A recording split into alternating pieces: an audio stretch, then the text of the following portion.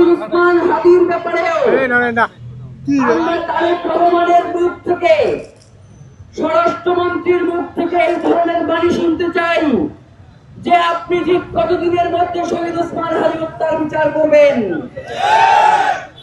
আজকে বলবেন আসামি ভারতে গ্রেপ্তার হয়েছে, তাকে ফিরিয়ে আনার প্রক্রিয়া চলছে। 1 মাস পরে জিজ্ঞেস করলেও বলেন সেই প্রক্রিয়া চলছে। এই প্রক্রিয়া কিয়ামত পর্যন্ত চলবে কিনা আমরা জানতে চাই। প্রিয় ভাইয়েরা, শহীদ ওসমান হাদি তিনি বাংলাদেশের স্বাধীনতা সার্বভৌমত্ব রক্ষার জন্য জীবন দিয়েছেন। সুতরাং তার বিচার কার্য নিয়ে যারা তালবাহানা করবে, আমরা মনে করব তারা বাংলাদেশের স্বাধীনতা সার্বভৌমত্বের শত্রু। মমতা বন্দ্যোপাধ্যায় যে বক্তব্য দিয়েছেন, বাংলাদেশের পররাষ্ট্র মন্ত্রণালয়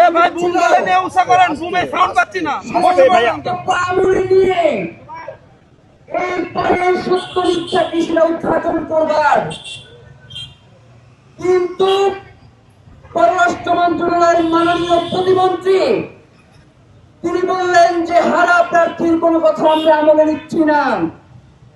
তোমরা তো চিন্তা ক্ষমতায় আসছো বাংলাদেশে, তোমাদের কথা আমরা আমলে নিতে চাই। তোমরা কতদিনের মধ্যে শহীদ ওসমান হাদি হত্যার বিচার করবা? শহীদ ওসমান হাদি হত্যার বিচারের দাবিতে আমরা নিজেদের পক্ষ থেকে আর কোনো দফা দেব না।